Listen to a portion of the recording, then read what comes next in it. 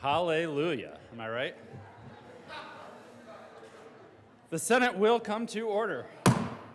Will the clerk please call the roll? Senators Baisley, Bridges, Buckner, Coleman, Cutter, Excused. Danielson, Exum, Fields, Senator Fields, Excused.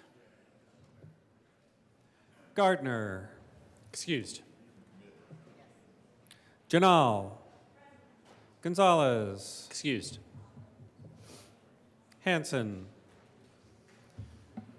Senator Hanson,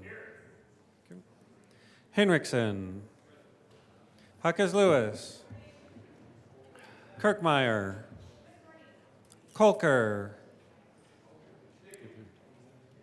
Liston, Lundin, Marchman, Michelson Janae, Mullica, Pelton B,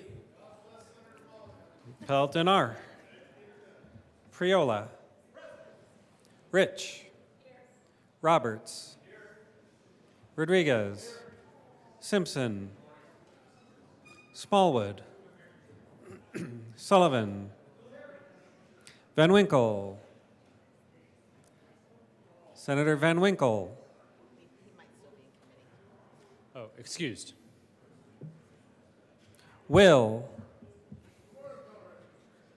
Winter, Excused. Zenzinger,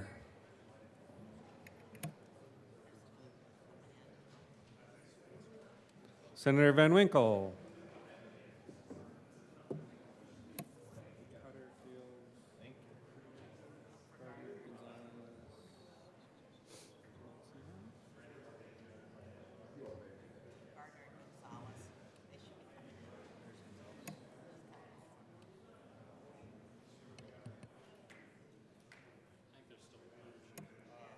Senator Gonzalez,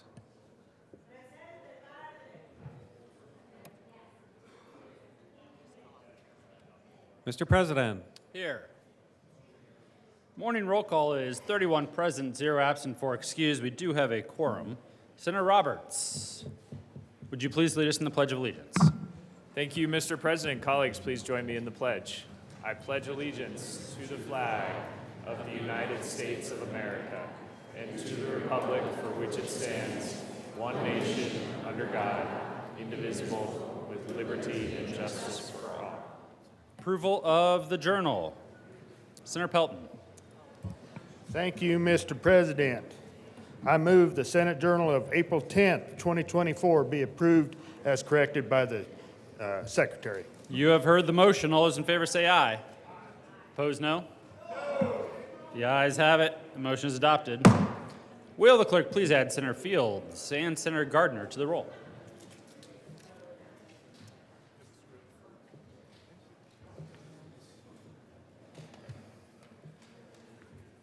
Senate Services. April 11, 2024, correctly printed Senate Bill 205, correctly engrossed Senate Bills 106 and 187, correctly reengrossed Senate Bill 164, correctly revised House Bill 1259, correctly enrolled Senate Bill 68, Senate Memorial 2. Committee reports. April 10, 2024, Committee on Education. After consideration of the merits, the committee recommends following. House Bill 1305 be referred to the Committee of the Whole with favorable recommendation, with a recommendation to be placed on the consent calendar. House Bill 1285 be referred to the Committee of the Whole with favorable recommendation, with a recommendation to be placed on the consent calendar.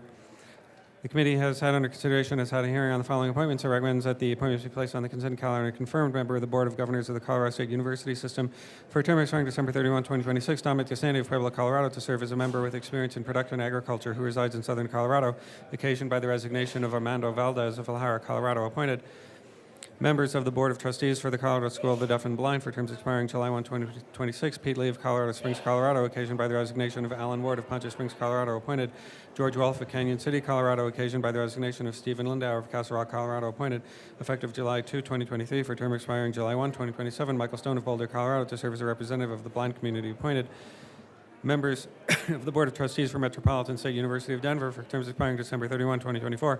Ryan Frazier of Aurora, Colorado, occasioned by the resignation of Michael Kopp of Denver, Colorado. Appointed effective January 1, 2024 for terms expiring December 31, 2027. Olivia Mendoza of Lakewood, Colorado, reappointed. Emily Renwick Garnett of Denver, Colorado, reappointed. Kristen Darlene Hultquist of Parker, Colorado, reappointed. Laura Pinney of Denver, Colorado, appointed. Rachel Kagi of Denver, Colorado, appointed. April 10, 2024. Committee on Health and Human Services. After consideration on the merits, the committee records following. House Bill 1254 be referred to the Committee of the Whole with favorable recommendation, and with a recommendation to be placed on the consent calendar. Senate Bill 61 be amended as follows, and is so amended be referred to the Committee on Appropriations with favorable recommendation.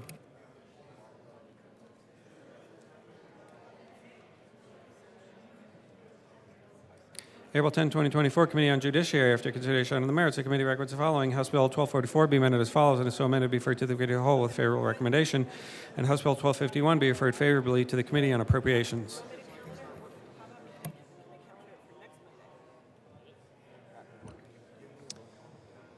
Majority Leader Rodriguez.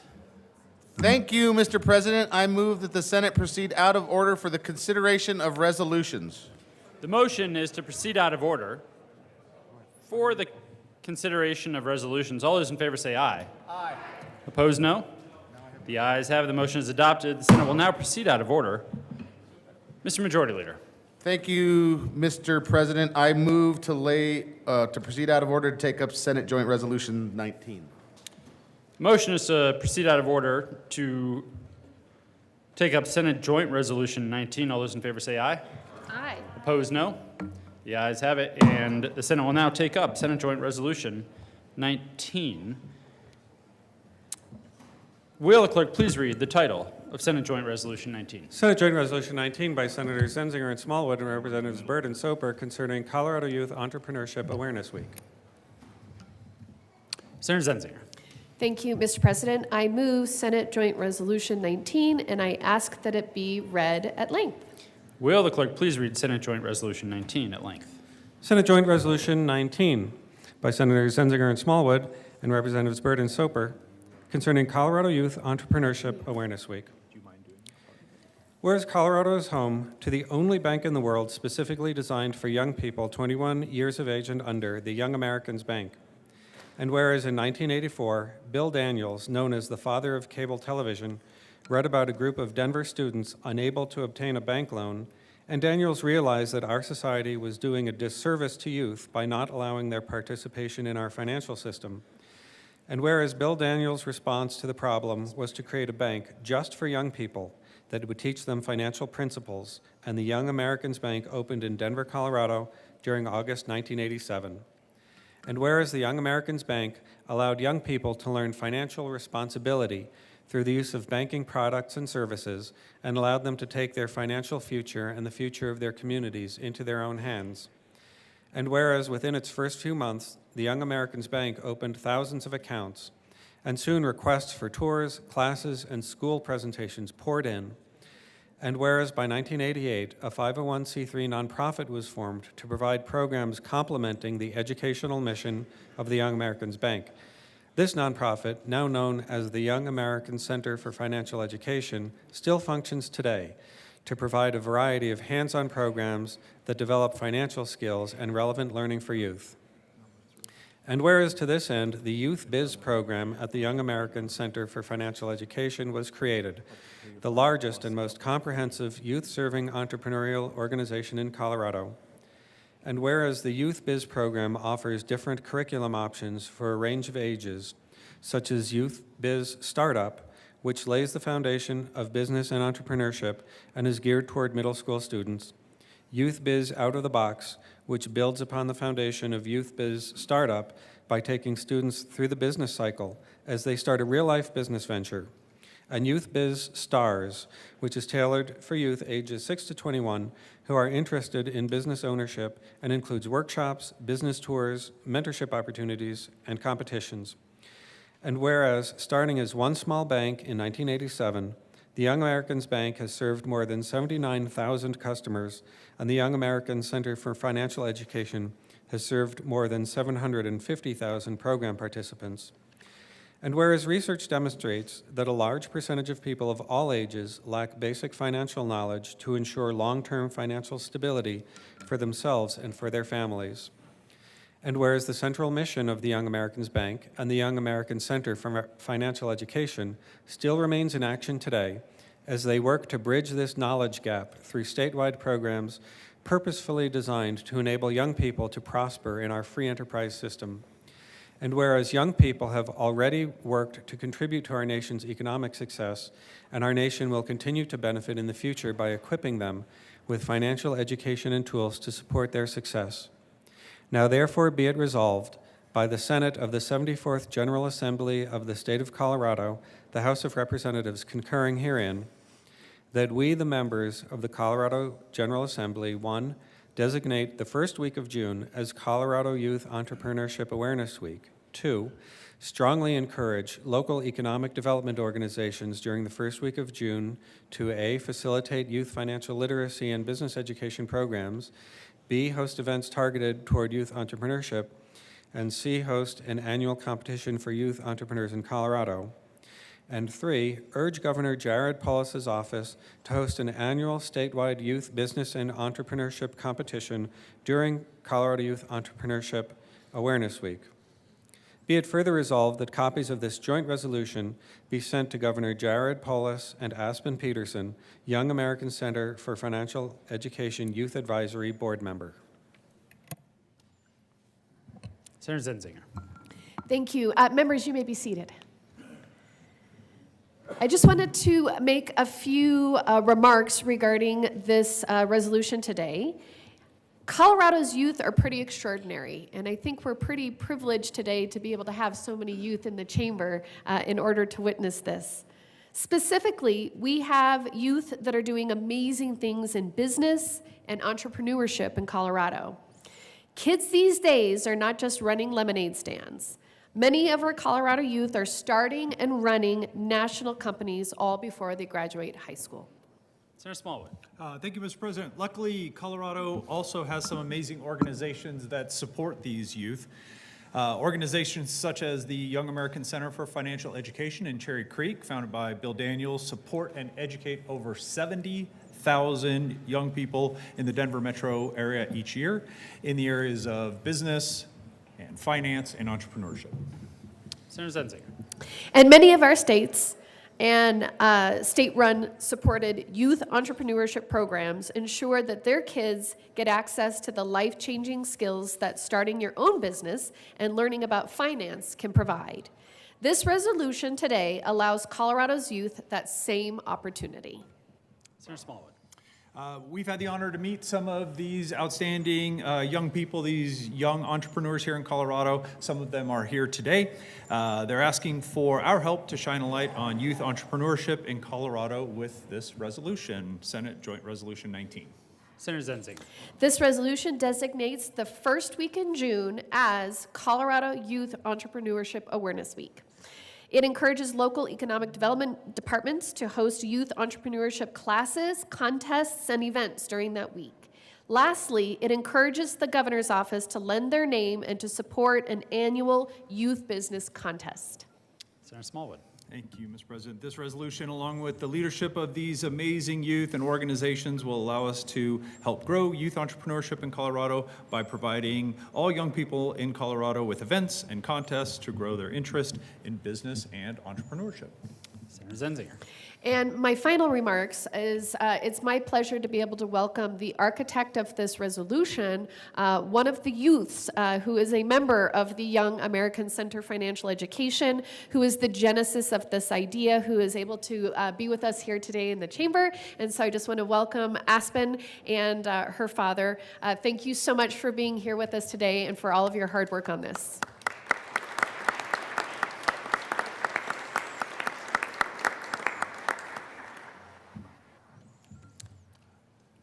Senator Malika.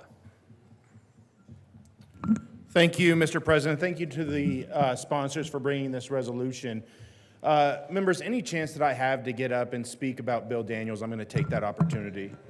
I was a Daniels Fund Scholar, and it changed my life. It changed the complete trajectory of my life. And during that time, I had the opportunity to read the biography of Bill Daniels. And Bill Daniels founded the Young Americans Bank, and Bill Daniels left his entire fortune. He basically invented cable television and left his entire fortune to the people of Colorado and our surrounding states to make it a better place.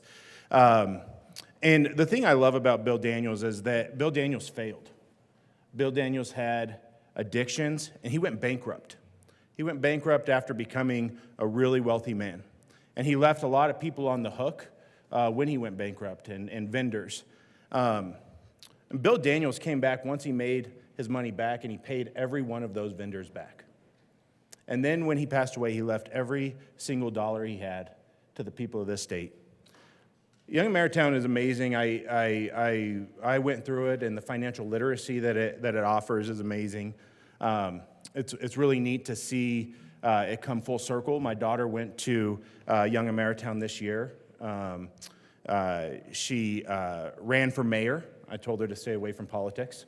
Unfortunately, she didn't get mayor, but she got the DJ. And the things that this entity teaches our youth is amazing. And the things that Bill Daniels has done for this state is at a level that we'll never be able to thank him for. And so thank you to the sponsors for bringing this resolution, and thank you to Bill Daniels and to those folks who continue to serve this great state of ours. And so I'm an enthusiastic yes to this resolution.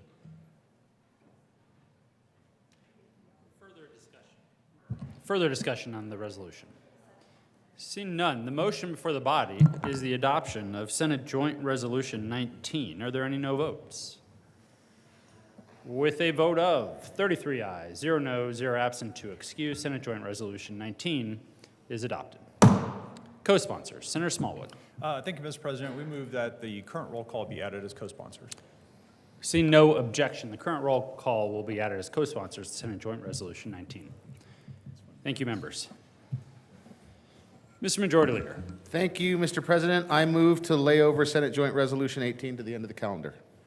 The motion is to lay over Senate Joint Resolution 18 until the end of the calendar. All those in favor say aye. Opposed, no. The ayes have it, and Senate Joint Resolution 18 will lay over until the bottom of the calendar. Mr. Majority Leader. Thank you, Mr. President. I now move to proceed out of order to take up a moment of personal privilege. The motion is for the Senate to proceed out of order for a moment of personal privilege. All those in favor say aye. Opposed, no. The ayes have it, and the Senate will now proceed out of order. Senator Pelton. Thank you, Mr. President. I ask for a moment of personal privilege. Granted. Thank you. I have a tribute here for the Christian Home Educators of Colorado, and we have great turnout in this building today for them, and I will read it. The Senate of the Colorado Legislature convened in this second regular session of the 74th General Assembly hereby extends our warmest congratulations and commendation to Colorado home educators. The Colorado State Senate recognizes April 11th, 2024 as Home Education Day in Colorado. Colorado law affirms that it is the primary right and obligation of parents to choose the proper education and training for their children under their care and supervision, and that home-based education is a legitimate alternative to classroom attendance for the instruction of children. Home education is part of America's national heritage, as evident from past national leaders who were homeschooled, and as such should be acknowledged. The Colorado State Senate honor, thank, and celebrate home educators and their home-educated children of this state. On request of Senator Rod Pelton, given this 11th day of April 2024, State Capitol, Denver, Colorado, signed by President of the Senate, Steve Fenberg. As many of you know, my wife and I homeschooled our girls. We have our youngest daughter is homeschooling 3 of my grandkids. Every kid will be confronted with life, but home educators want to give the tools to confront life, their tools, not public school tools. I respect that very much. Today on the floor here, we have Steve Craig, who's the executive director. We have Bill Roush, who's the president of the board. And then we also have Bill's daughter, Grace. So whenever you see these kids out in the hall, say hi. They are very polite kids. They engage with adults, and thank you for being in the Capitol.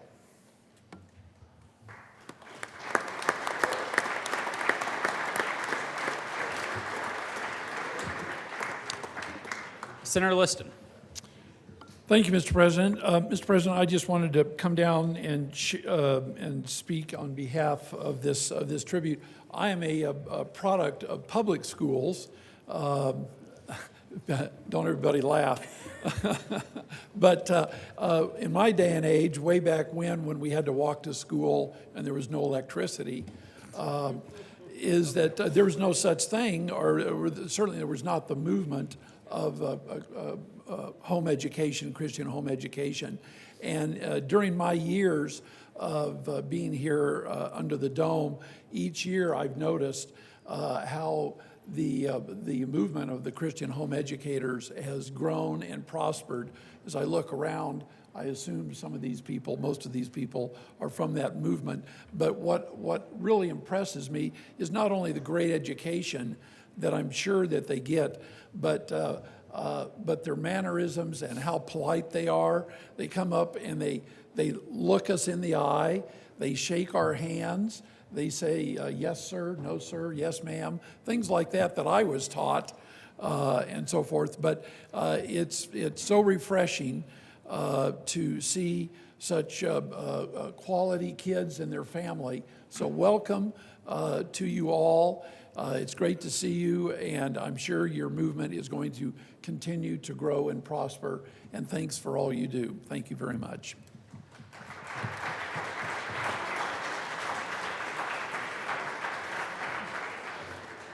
Senator Baisley.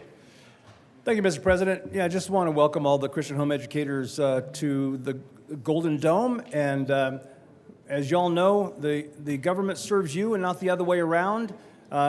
Realize while you're walking through the halls here the openness that you're able to look at us, and over in the House of Representatives right now, from the gallery, you're able to come in to the committee hearing rooms and watch and even participate with your opinions. You can drop in on our offices here or across the street, wherever our office may be, knock on the door.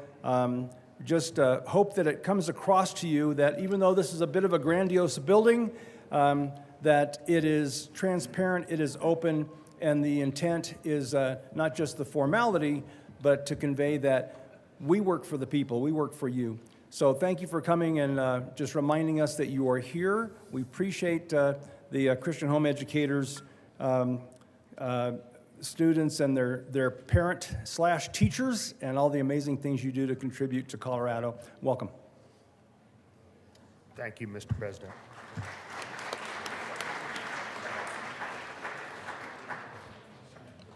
Let this be a teachable moment for all of the youth in the building today, that Senator Baisley and Senator Liston will be fined 50 cents each for not asking for a moment of personal privilege.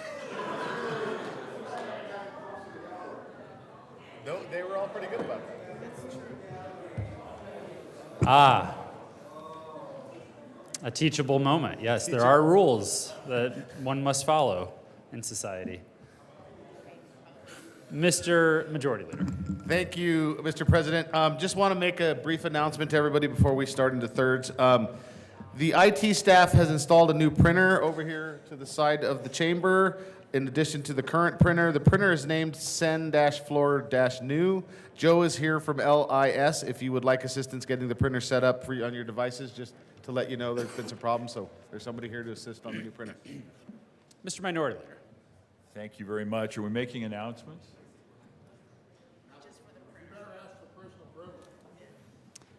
Mr. Minority Leader. Mr. President, may I have a moment of personal privilege? Certainly.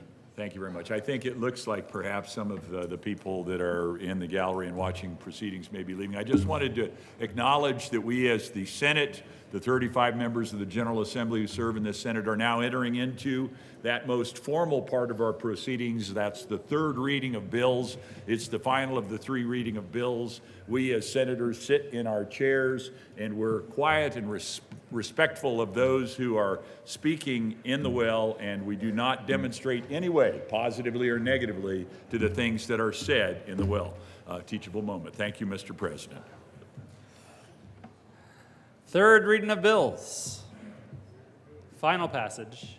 Will the clerk please read the title to Senate Bill 187? Senate Bill 187 by Senators Roberts and Gardner and Representative Herod concerning the scope of security measures for the Judicial Department. Senator Roberts. Thank you, Mr. President. I move Senate Bill 187 on third reading and ask for an aye vote. Is there any discussion? Senator Roberts. Thank you, Mr. President. Colleagues, I just wanted to quickly just talk about this bill. We obviously passed it on seconds yesterday and had a little bit of a discussion, but and the good senator from Denver, the chair of the Judiciary Committee, made this point, but I didn't want this bill to pass on without commenting about it. This is a bill, put this in the category of a bill we wish we didn't have to pass. This bill is about more security for our judicial officers in Colorado. Judicial officers that, like many other people and institutions in our society, are under increased scrutiny and threat and literal attack in Colorado and across the country. This bill is a reasonable step forward to give them some more protection for simply doing their jobs. And it is a bill I certainly wish we didn't have to pass, but we have to pass it. And just wanted to mark that for all of you today and would appreciate your support. Thank you. Motion before the body is the adoption of Senate Bill 187. Are there any no votes? With a vote of 33 ayes, 0 no, 0 absent, 2 excused, Senate Bill 187 is passed. Co-sponsors, Senators Michelson, Janae, Priola, Buckner, Kirkmeyer, Smallwood, Exum, Minority Leader Lundin, Liston, Pelton B, Pelton R, Will, Henriksen, Gonzalez, Hanson, Majority Leader Rodriguez, Bridges, Kolker, Marchman, Mullica. Please have the president.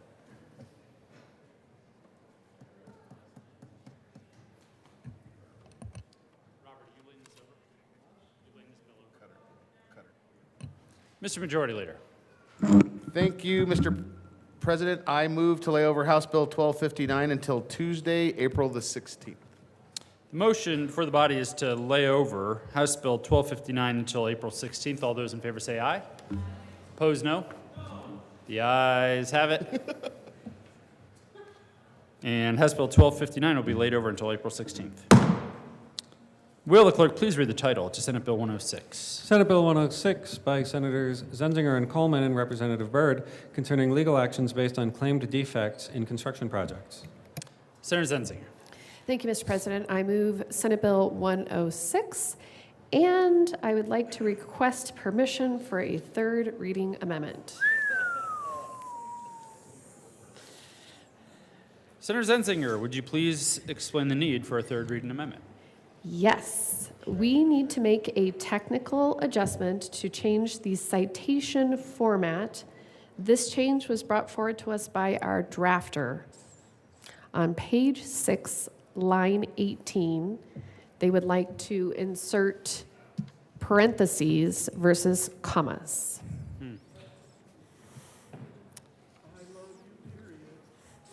I see that the drafter is mysteriously absent to defend these actions. Is there permission? The question for the body is the senator's request for permission to offer a third reading amendment. All those in favor say aye. Aye. Opposed, no. The ayes have it, and permission is begrudgingly granted. There's an amendment at the desk. Will the clerk please read Amendment 129? L129, amended gross bill, page 6, line 18, Senator strike Zenzinger. section. Thank you, Mr. President. I move Amendment L129. Is there any discussion?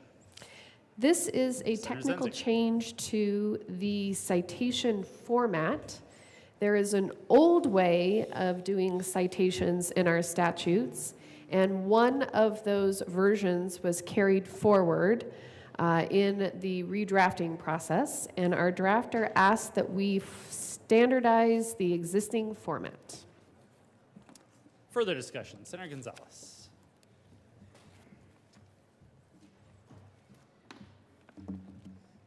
Seems to me, thank you, Mr. President, seems to me like this would be one of those examples of the differential between a 3/4 inch screw and a 1/2 inch screw. Has there actually been any verifiable damage to the bill should this amendment not be adopted?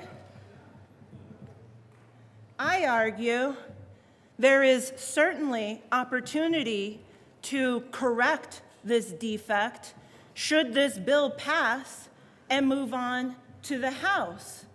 And so I think that this actually highlights the importance of building it right the first time.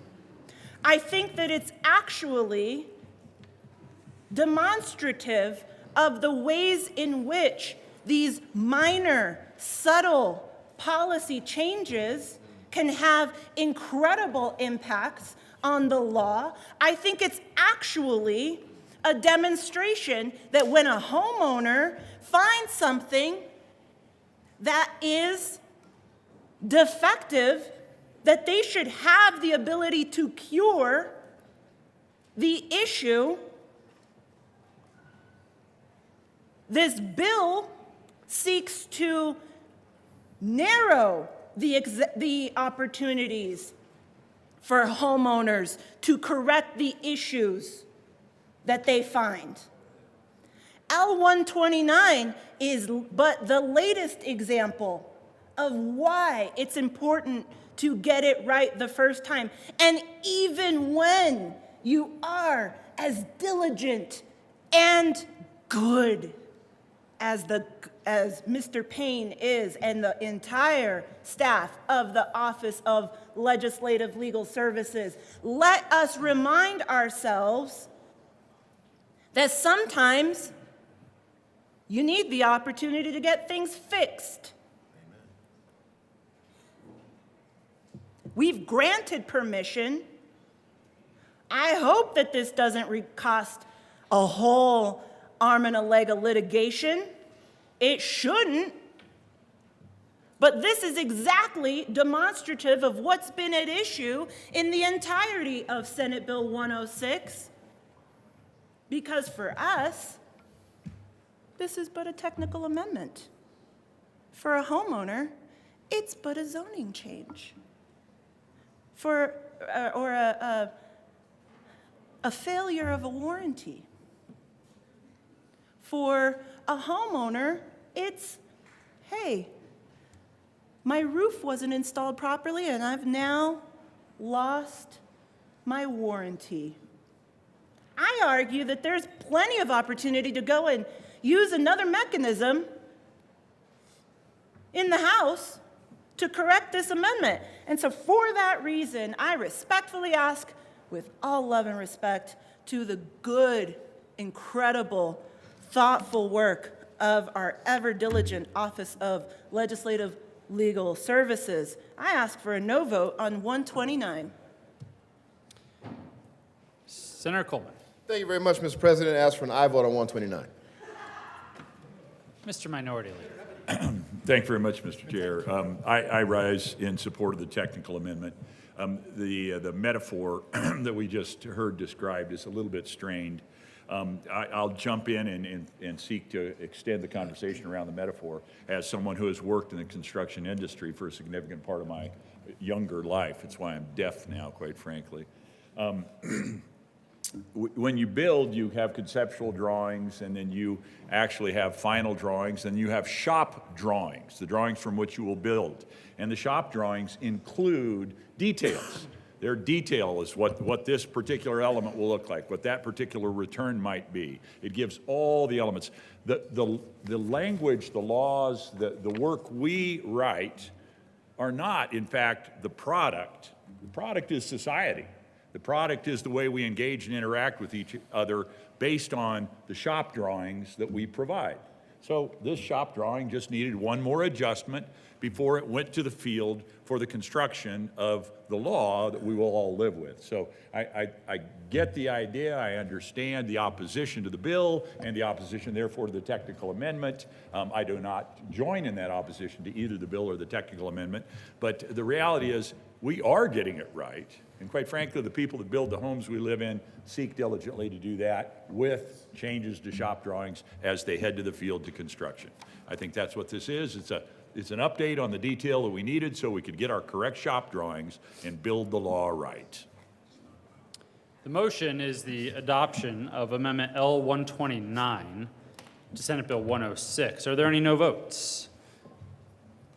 Senators Gonzalez, Priola, Sullivan, Jaquez Lewis. With a vote of 29 ayes, 4 noes, 0 absent, 2 excused, the amendment is adopted. The motion for the body is the adoption of Senate Bill 106. Are there any no votes? Senators Sullivan, Jaquez Lewis, Priola,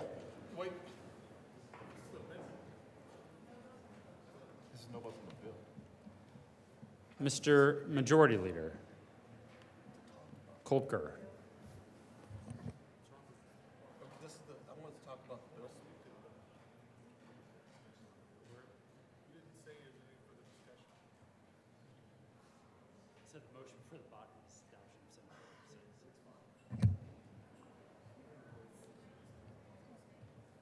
No votes on Senate Bill 106. Gonzalez, Danielson. No votes on the bill.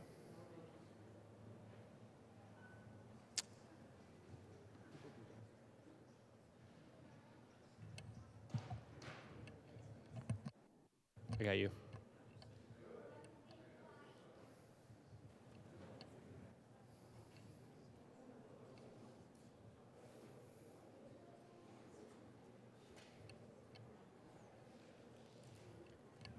Please add the president. With a vote of 25 ayes, 8 noes, 0 absent, 2 excused, Senate Bill 106 is adopted. Co-sponsors, Senators Mullica, Baisley, Simpson, Van Winkle, Will, Pelton B., Rich, Liston, Gardner, Kirkmeyer, Minority Leader Lundin, Smallwood, Janal, Bridges,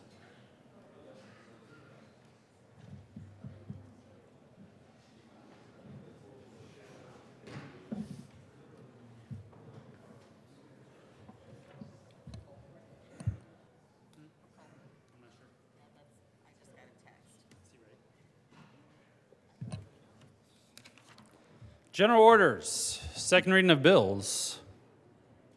Senator Colker.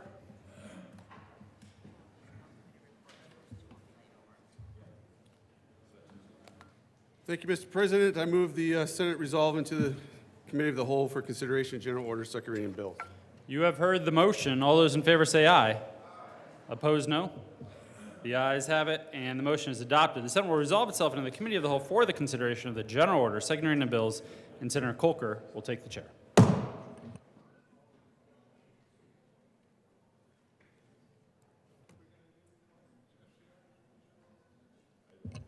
Committee will come to order, and the court rule is not relaxed. Will the clerk please read the title to, or, excuse me, Mr. Majority Leader. Thank you, Mr. Chair. I move to lay over SCR 001 until Tuesday, April the 17th. Motion is to lay over SCR 001. All those in favor say aye. Aye. Those opposed, no. Motion carries that it will be laid over. Mr. Majority Leader. Thank you, Mr. Chair. I move to lay over House Bill 121429 until Friday, April the 12th. Motion is to move over House Bill 1429 to April 12th. All those in favor say aye. All those opposed, no. The motion carries aye. It will be laid over till Friday, April 12th. Will the clerk please read House Bill 1323? House Bill 1323 by Representatives Velasco and Hernandez and Senator Fields concerning the manner of dress during school graduation ceremonies. Senator Fields. Thank you, Mr. Chair. I move House Bill 1323. There is no committee report. The motion, no committee report. To the bill, is there to the bill, Senator Fields? Thank you, members. House Bill 1323 allows for our young learners and our adult learners to wear their cultural or religious adornments during graduation ceremony. What you see right now that I'm displaying is what my son wore when he graduated from Colorado State University. It's something that needs to be celebrated. It acknowledges the culture richness from our students, so I ask for an aye vote on this bill to allow cultural adornments to be worn during graduation ceremonies. Is there any further discussion? Senator Baisley. Thank you, Mr. Chairman.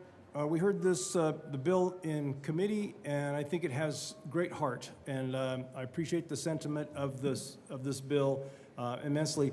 I was a no vote and will be a respectful no vote today because, for the reason that I don't believe that this should be a state law. We have two other bodies, elected bodies, that are between us and a decision like this for education. One is the Colorado State Board of Education, and the other are the 178 plus school districts who have individually elected their school boards to represent them and to make decisions like this. So I don't believe that it's right for us to usurp their authority from the state. So for that reason, I'll be a respectful no.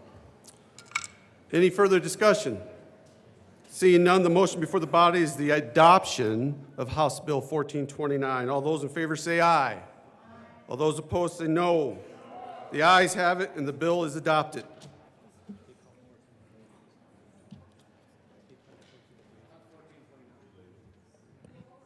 Sorry, we'll start. Correction on that. The motion is before us is the adoption of House Bill 1323. All those say aye. All those opposed, no. 1323 is adopted. Mr. Majority Leader. Thank you, Mr. Chair. Slight correction on SCR 001. That was laid over until Tuesday, April 16th, not the 17th. Sorry. Tuesday, April 16th for SCR 001.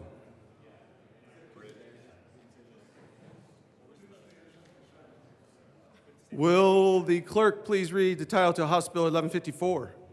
House Bill 1154 by Representatives Weinberg and McLaughlin and Senators Bridges and Lundin concerning school district boards of education voluntary inclusion of institute charter schools in district ballot initiatives to contract with institute charter schools for bonded indebtedness. Senator Lundin. Thank you very much, Mr. Chair. I move House Bill 241154. There is no committee report. Is there any discussion on the bill? To the bill? Nothing? Seeing none, the motion for the body is the adoption of House Bill 1154. All those in favor say aye. Aye. All those no, say no. The bill is adopted.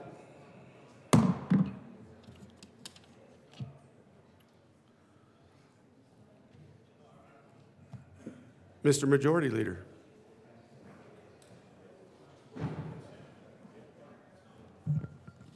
Thank you, Mr. Chair. I move the committee rise and report.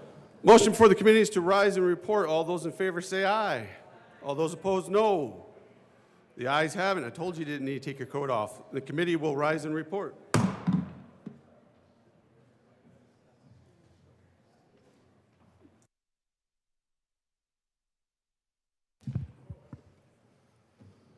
The Senate will come to order. Senator Kolker. Thank you, Mr. President. The committee has met and had a few bills under consideration. Will the clerk please read the report? April 11, 2024, Mr. President, your Committee of the Whole begs leave to report it has had under consideration the following attached bills, being the second reading thereof, and makes the following recommendations thereon. House Bill 1323 and 1154, passed on second reading and ordered revised and placed on the calendar for third reading and final passage. House Bill 1429 laid over until April 12, 2024, and retaining its place on the calendar. Senate Concurrent Resolution 1 laid over until April 16, 2024, and retaining its place on the calendar. Senator Kolker. Thank you, Mr. President. I move for the adoption of the report. Motion is the adoption of the Committee of the Whole report. Are there any no votes? With a vote of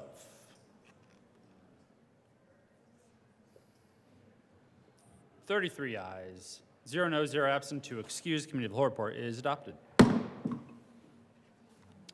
House Bill 1323, House Bill 1154, passed in second reading, order revised and placed on the calendar for third reading and final passage. House Bill 1429 laid over until April 12th, retaining its place on the calendar. SCR 1 laid over until April 16th and retaining its place on the calendar. Consideration of governor's appointments, consent calendar. Will the clerk please read all of the appointments listed on the consent calendar?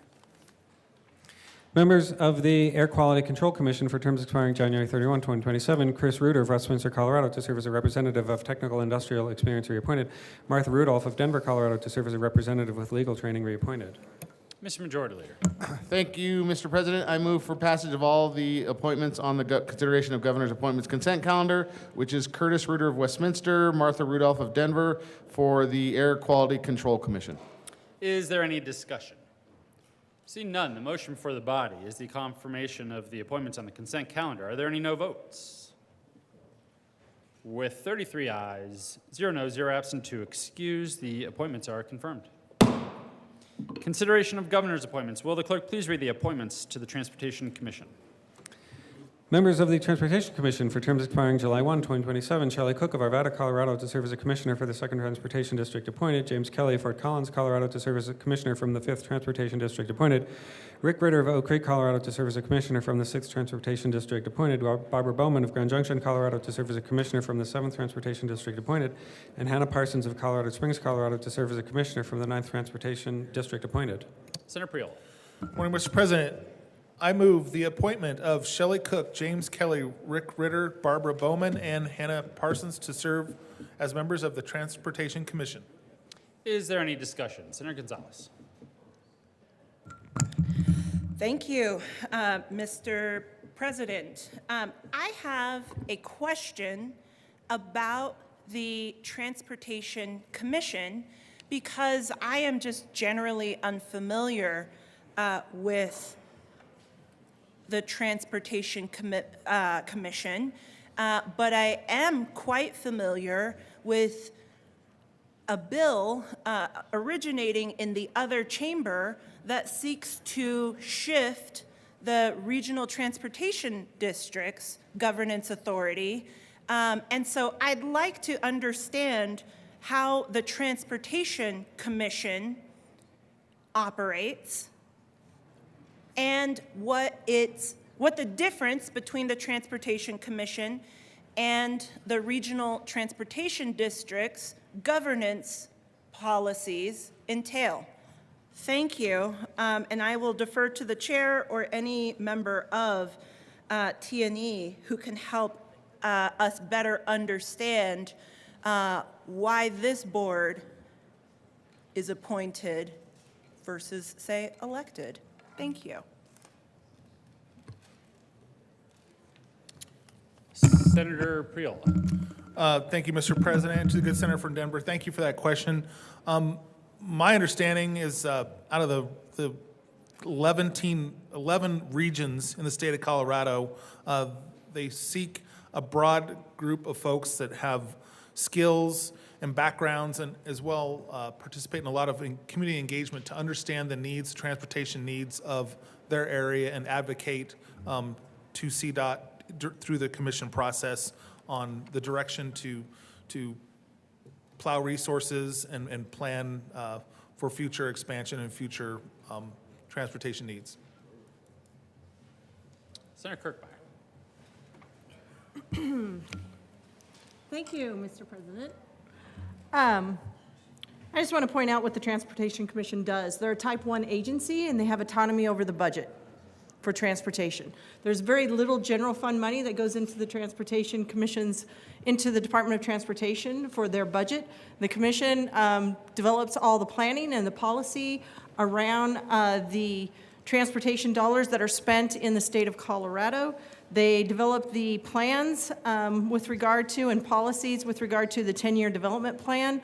They're in charge of several maintenance and operations. I mean, there are essentially 7 pots that they are in charge of over at the Department of Transportation. It includes maintenance, operations, the 7th pot, which was projects that were in the development plan way back in the late 1990s and 2000s. They do the 10-year development plan. The STAC is not a member of the Transportation Committee, but they do the STAC makes recommendations with regard to the 10-year development plan to the Transportation Plan Commission.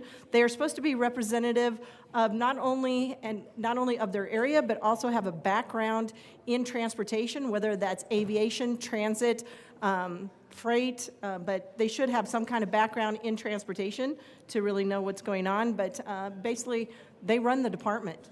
The executive director is appointed by the governor, but other than that, they pick their own secretary, they run their own rules, and they essentially run the department and the budget.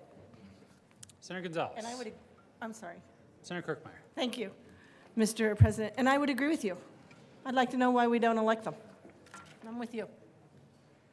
Senator Gonzalez. Good morning, Mr. President. The things you learn when you just ask a question. I appreciate that information greatly.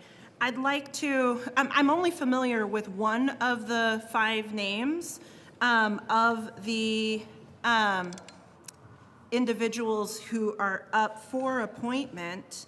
And I'd like to understand, the committee, we had this discussion a little bit earlier in session about the importance of us thoroughly vetting the qualifications of the individuals who are appointed to serve on the various boards and commissions that this Senate thereafter approves.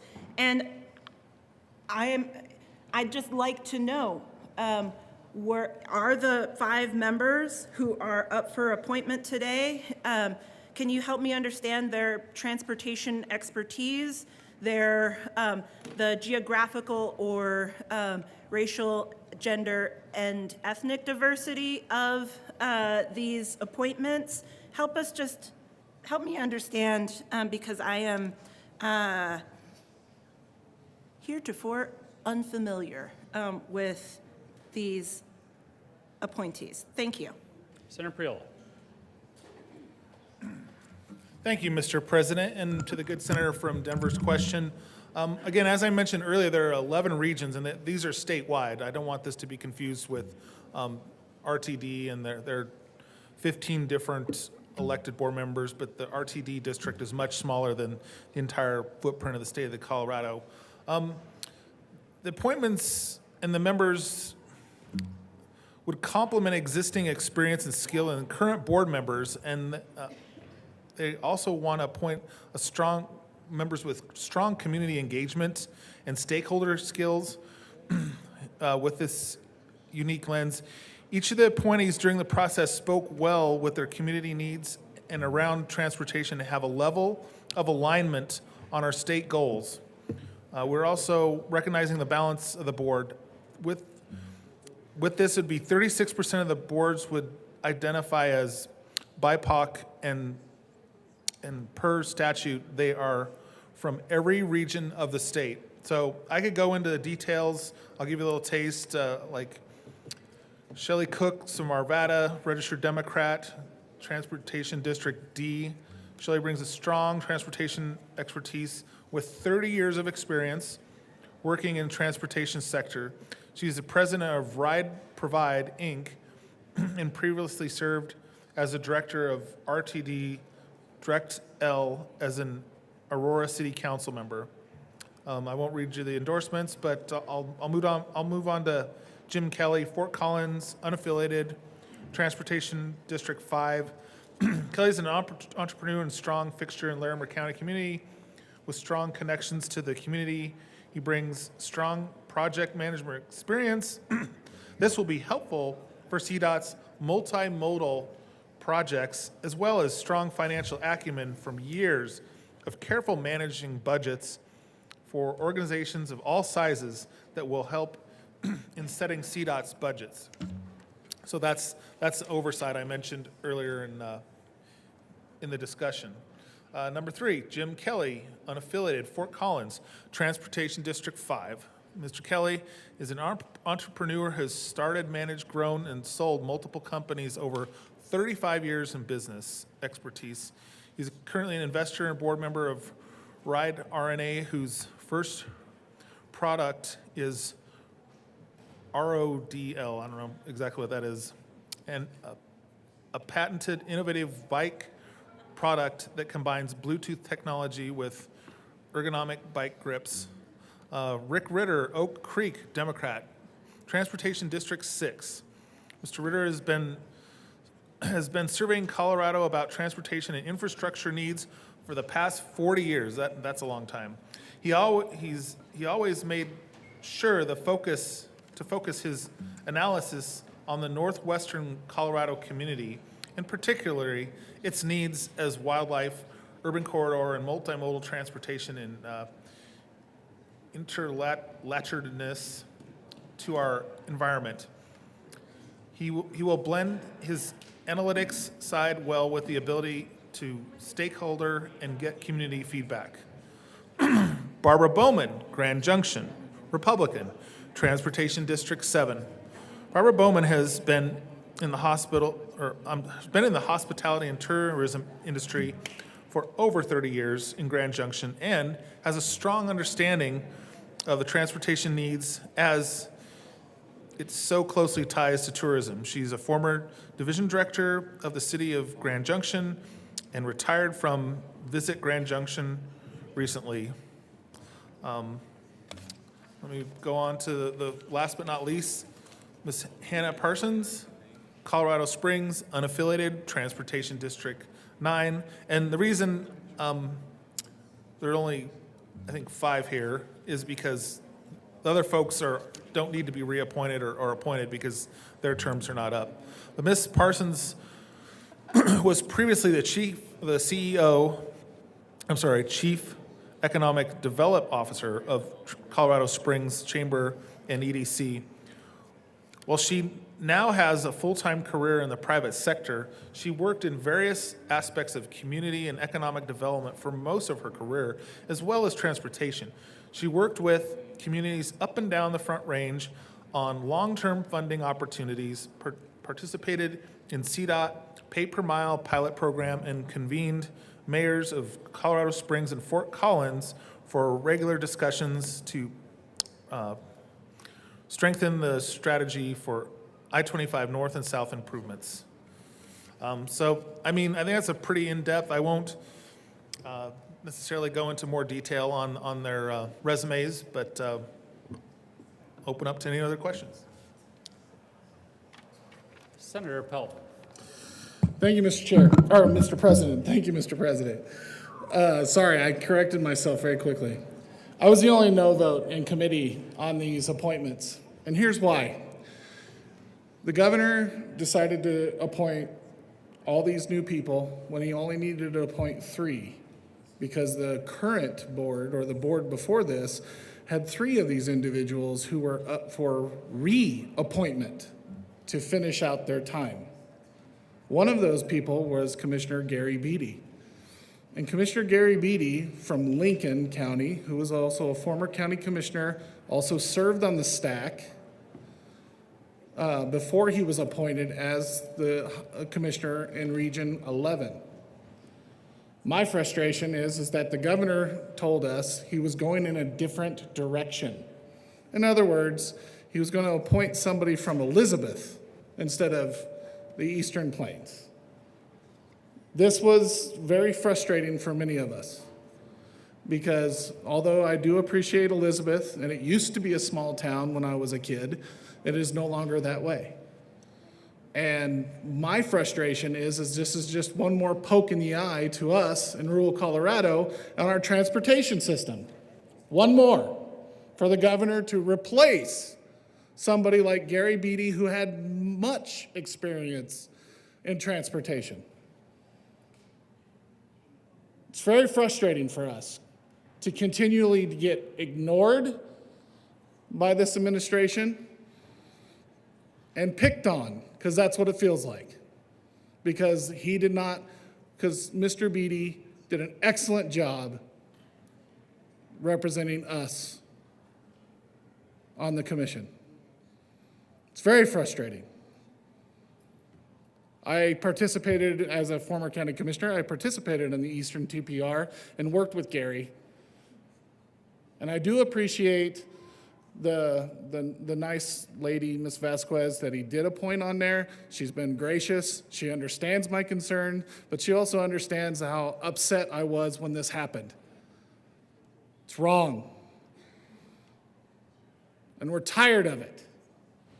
And I wish the governor would understand that there's more to this state than just the middle part of this state.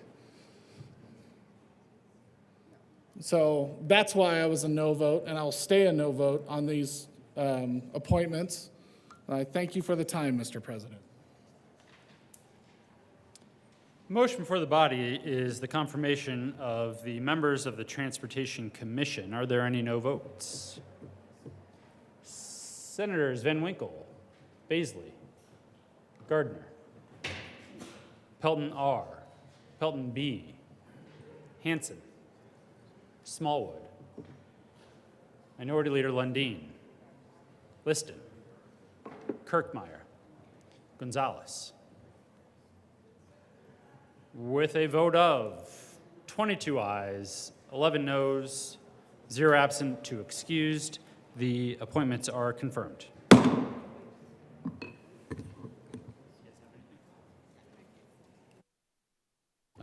Consideration of resolutions. Will the clerk please read the title of Senate Joint Resolution 18? Senate Joint Resolution 18 by Senators Simpson and Hendrickson and Representatives Morrow and Winter T concerning designation of State Highway 78 in Pueblo County as the PFC Thomas Michael Hanratty Memorial Highway. Senator Simpson. Thank you, Mr. President. I move for the adoption of Senate Joint Resolution 018 and request that it be read at length. Will the clerk please read Senate Joint Resolution 18 at length? Senate Joint Resolution 18 by Senators Simpson and Hendrickson and Representatives Morrow and Winter T concerning designation of State Highway 78 in Pueblo County as the PFC Thomas Michael Hanratty Memorial Highway. Whereas Private First Class Thomas Michael Mike Hanratty was born on June 19, 1946, to parents James Patrick Sr. and Lita, and grew up outside of Beulah Valley in Pueblo County with siblings Patsy, James Patrick Jr., Bessie, and Bernie. And whereas PFC Hanratty attended Beulah School and Pueblo County High School, where he was a talented athlete, graduating in 1964. And whereas endowed by his father, James Patrick Sr., in PFC Hanratty's memory, Pueblo County High School still gives out the Fighting Heart Award every year to an outstanding athlete. And whereas after graduating from high school, PFC Hanratty studied architecture at Southern Colorado State College, now CSU Pueblo, for 2 years. And whereas PFC Hanratty enlisted in the United States Marine Corps on January 7, 1966, training as a jet engine mechanic, and was sent to Vietnam on December 29, 1966. And whereas in Vietnam, PFC Hanratty became a helicopter crew chief, flying 117 aerial combat missions. And whereas PFC Hanratty's CH-46A helicopter was shot down on June 11, 1967 in the Quang Tri province, and fighting in the area was too extreme for ground units to reach the crash site, leading to all 11 personnel aboard being classified as killed in action, body not recovered. And whereas PFC Hanratty is the only person from the small community of Beulah and one of several from Pueblo County to be listed as missing in action, and whereas PFC Hanratty's family and community wish to honor his memory and all those who have served our nation, now therefore be it resolved by the Senate of the 74th General Assembly of the State of Colorado, the House of Representatives concurring herein, 1, that State Highway 78 in Pueblo County be designated as the PFC Thomas Michael Hanratty Memorial Highway. 2, that the Colorado Department of Transportation may accept and expend gifts, grants, and donations for the purpose of the initial placement of signs to mark State Highway 78 as the PFC Thomas Michael Hanratty Memorial Highway. 3, that the Colorado Department of Transportation may explore a cooperative agreement with the Board of County Commissioners for Pueblo County for the maintenance of the signs marking the PFC Thomas Michael Hanratty Memorial Highway. Be it further resolved that copies of this joint resolution be sent to Bessie Langdon and Chris Allen. Senator Henriksen. Thank you, Mr. President. Colleagues, please be seated. My wife and I were married in the fall of 2007, and we were flat out broke. So our honeymoon was 6 or 7 months later when we could just barely afford Amtrak tickets from Detroit to Washington, D.C. for a 4-day visit. She was a history major focused on American history. I was a private in the Army. Our love of this incredible country is part of what drew us together. And so we got up early one morning to see the things that we had on our checklist to see on the mall. And one of them was the Vietnam Memorial Wall. What I wasn't expecting when we got there was that National Park staff were in the process of adding a name to that wall. Daryl James Naylor had passed away from complications to injuries he had suffered in Vietnam 39 years earlier. And it impressed upon me a sense of how the sacrifices exacted in combat are not always an event. They aren't made at a singular point in time. They are made over and over again for lifetimes. Lifetimes of the service member and or all of the lifetimes of all who knew them. This is true when war leaves wounds, both seen and unseen, and it is true when war leaves uncertainty of those whose fate is left unknown, those who are prisoners of war or missing in action. The pain of that uncertainty is immeasurable. American military service is a commitment that is undertaken by young men and women who have not yet had a chance to live their adult lives. When a service member makes the ultimate sacrifice for our nation, it is a sacrifice of their life itself, certainly. But so often, the harsher sacrifice is the life that they never had the opportunity to live. And so there's uncertainty in that as well. Uncertainty and wonder of the life that could have been. And the pain of that uncertainty is also immeasurable. And that is why it is important that we memorialize these sacrifices at the wall, at other memorials, and in the towns from which these brave young women came from, in acts such as naming the highway into town in their honor. In doing so, we recognize some things that are absolutely certain, that their sacrifice is heroic, and for that sacrifice, they deserve to have their names remembered long after what would have been the limits of the life they never got to live. Many who drive down the PFC Thomas Michael Hanratty Memorial Highway will not know of the specifics of his sacrifice. It is my hope, though, that by seeing the marker that denotes the name of the highway in his memory, that they will reflect on the life that they have lived and the life that they have yet ahead of them. And I hope that that reflection produces a sense of wonder and possibility at the uncertainty of what their future may be because of the uncertainty of Private Hanratty's future that he so willingly gave up. The next time you visit Pueblo, take a moment to drive down Private First Class Hanratty Highway. It is the most beautiful highway in our county. And if you get the chance to visit the wall in Washington, D.C., take a moment to look him up. You can find him on panel 21E, line 89. He is surrounded by his brethren who were on the CH-46 Sea Knight helicopter with him when it was shot down north of Cam Lo, Vietnam.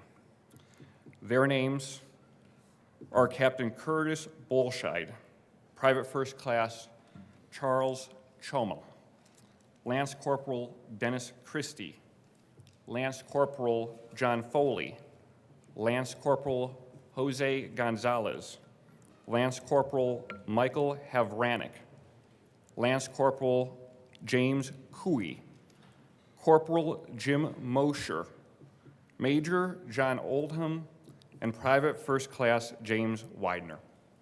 I want to be sure that we took a moment to remember and honor their sacrifices on June 11th, 1967 as well. Thank you, Mr. President. Senator Simpson. Thank you, Mr. President. And thank you to the good senator from Pueblo in joining me in this recognition. This process started for me just about a year ago when the Beulah Historical Society contacted me about this story. And if you've never been to Beulah, it's truly worth the trip to go see. Picturesque part of Colorado, sits right at the foothills of the Wet Mountain Valley, just an amazing part of Colorado. And to think about all the tragedies of war, it's just incomprehensible for me to think about losing a friend, a loved one, a family member, killed in action, body not recovered. It's just unconscionable to think about what that must be like for the family for 50 plus years now. I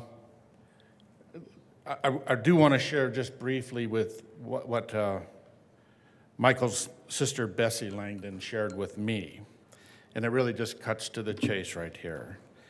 I would like to thank you for agreeing to present the resolution to name a portion of the Beulah Highway for my brother, PFC Thomas Michael Hanratty. This will assure that he and the other men on the helicopter will never be forgotten. And I'm sure this is for them. Many years, many ceremonies at various memorials. My hope is that this leads to more thank you for your service and welcome home for many veterans. Again, that came from Bessie, Michael's sister. So we do have some special guests with us in the audience today. I'd recognize Corky Althier, a good friend of Michael's, who continues to tell the stories he and Michael had when they were growing up in Beulah. Ray Sullivan, who helped the Hanratty family research the helicopter crash and find out the details surrounding Michael's death. Chris Allen, who started this process with me, the secretary of the Beulah Historical Society and chairperson of the committee to memorialize Highway 78 as PFC Thomas Michael Hanratty Memorial Highway. And then family members, PFC Hanratty's surviving family members, including Rick Langdon, Dan Hanratty, and sister Bessie Hanratty Langdon, who works tirelessly to spread awareness around her brother's sacrifice during the Vietnam conflict and others who are still missing in action. Thank you all very much for being here today.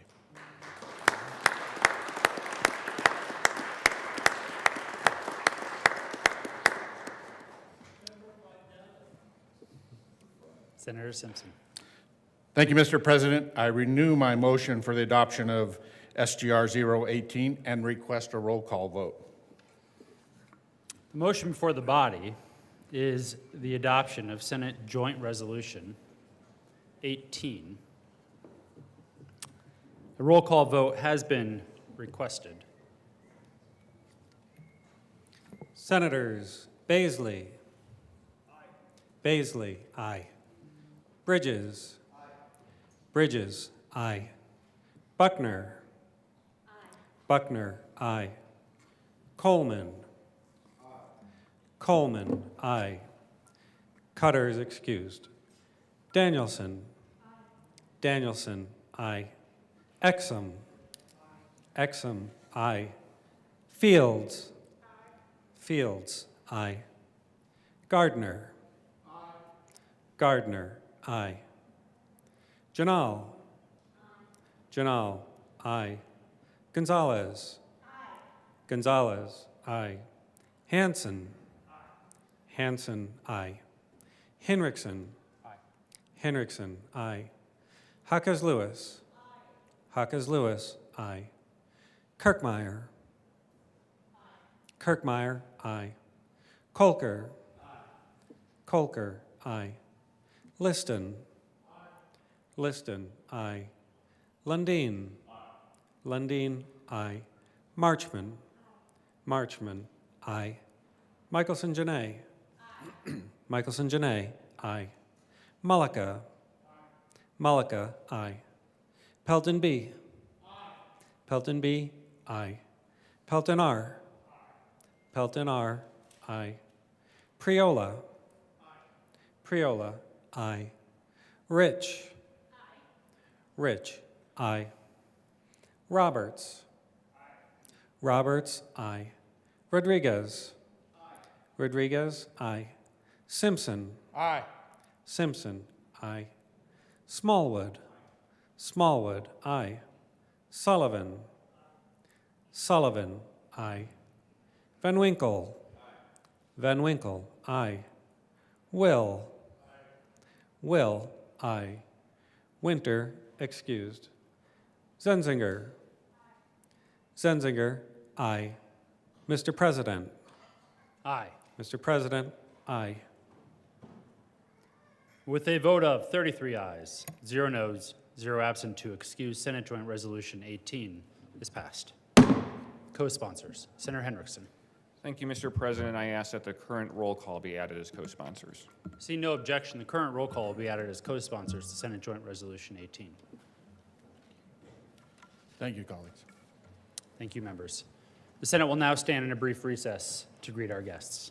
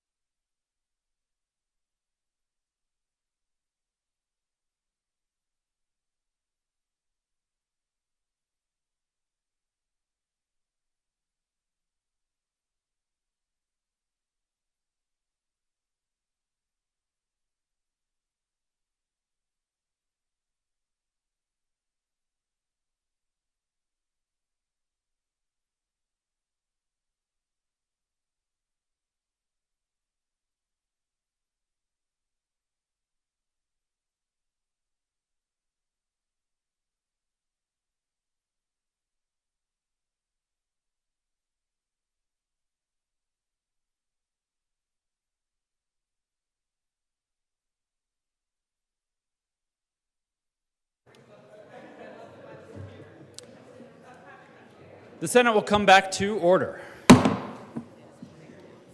Committee reports. April 10, 2024, Committee on Agriculture and Natural Resources, after consideration of the merits, the committee recommends the following. Senate Bill 197 be amended as follows, and is so amended be referred to the Committee of the Whole with favorable recommendation. House Bill 1354 be amended as follows, and is so amended be referred to the Committee of the Whole with favorable recommendation, and with the recommendation that it be placed on the consent calendar.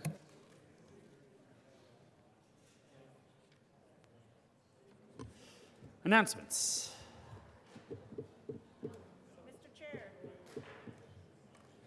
Senator Bridges.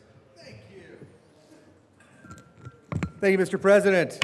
Senate appropriations will meet tomorrow morning. We will consider a number of bills. Check your calendar. Senator Zenzinger.